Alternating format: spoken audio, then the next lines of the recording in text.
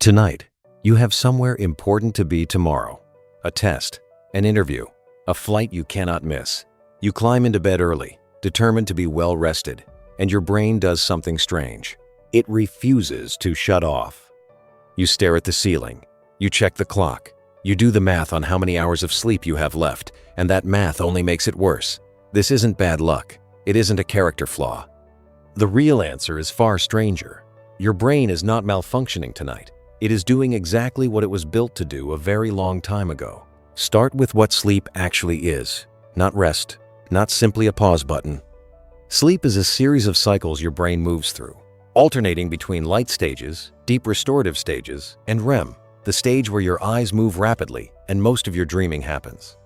Neuroscientist Matthew Walker, who has spent decades studying sleep at UC Berkeley, describes deep sleep as the stage where your brain physically clears out waste and consolidates memory. It is maintenance work, critical maintenance work.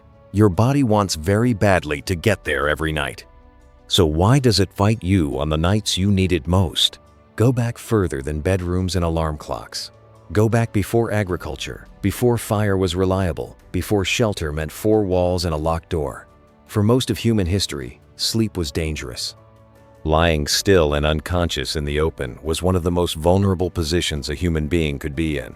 A sleeping human could not watch for predators, could not hear a rival group approaching, could not protect their children. Evolution does not solve this problem by making humans sleep less. It solves it by making sleep lighter and more reactive when the stakes are high. Your ancestors, who slept like the dead through every unfamiliar sound, did not pass on as many genes as the ones who startled awake at a snapping twig. This is where the story gets specific. In 2016, researchers at Brown University, led by neuroscientist Yuka Sasaki, studied something called the first night effect. When people sleep in an unfamiliar place, one half of their brain stays measurably more alert than the other. Sasaki's team found that the left hemisphere shows different activity patterns than the right during that first night in a new environment, acting almost like a night watchman. Half the brain rests. Half the brain listens. Think about that for a second.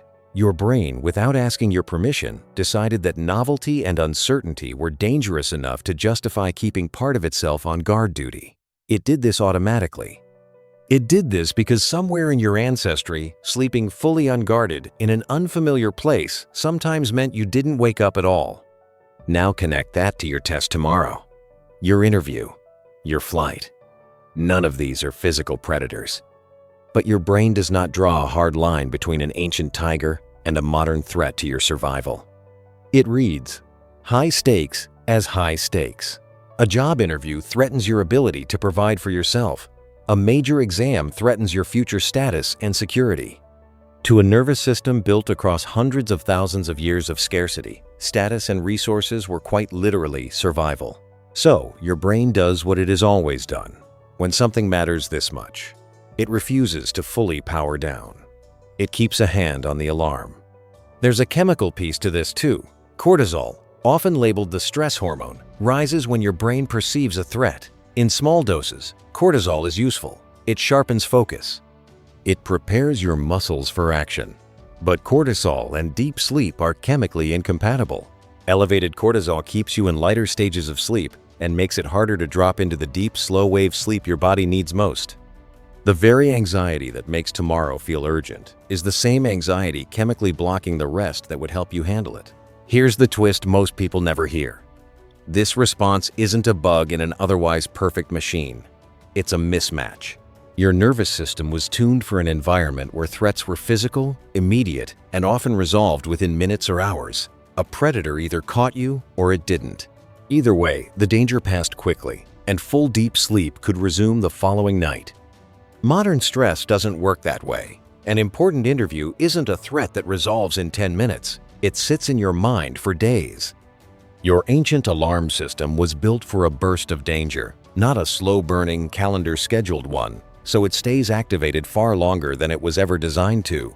You end up with a vigilance system meant for a lion, misfiring in response to a PowerPoint presentation.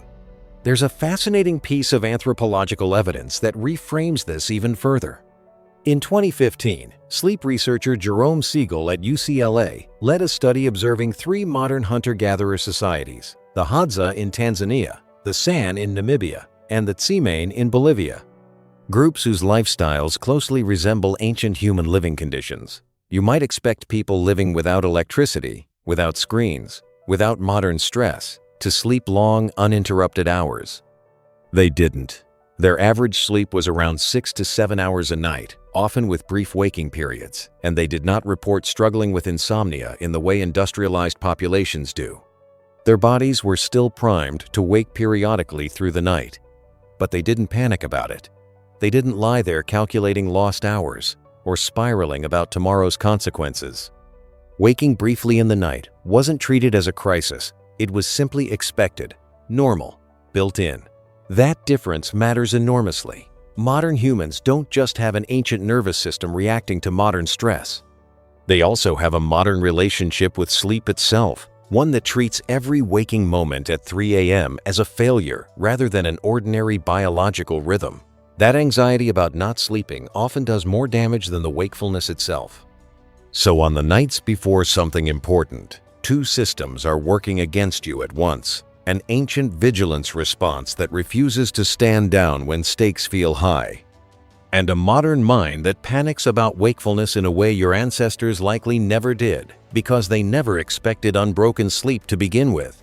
Psychologist and sleep researcher Colin Espy, who has studied insomnia extensively at the University of Oxford, has found that the anticipatory anxiety about sleep loss frequently causes more next-day impairment than the sleep loss itself. In other words, the fear of not sleeping can be more damaging than the missing hours. Your brain convinces you that tomorrow depends entirely on tonight's rest, and that belief alone raises your cortisol, which makes rest even harder to reach. It's a loop with no natural exit, unless you understand it for what it is. None of this means the wakefulness is meaningless, or that it can simply be willed away. Your body is running code written by ancestors who needed to survive real, immediate danger. It hasn't caught up to the fact that most modern threats aren't solved by staying alert at midnight. They're solved by showing up rested tomorrow. But your nervous system doesn't know that distinction. It only knows that something matters. And when something matters, its oldest instinct is to keep watch. So the next time you find yourself wide awake the night before something important, staring at a ceiling instead of dreaming, understand what's actually happening. You are not broken. You are not failing at rest. Somewhere beneath the modern deadline or interview or exam, a much older system has recognized stakes, and it has done what it has always done in the presence of stakes. It has posted a guard. Tonight, you have somewhere important to be tomorrow, and your brain, still running on instincts built for a world of predators and firelight, has decided that tonight, of all nights, is not the night to fully let go.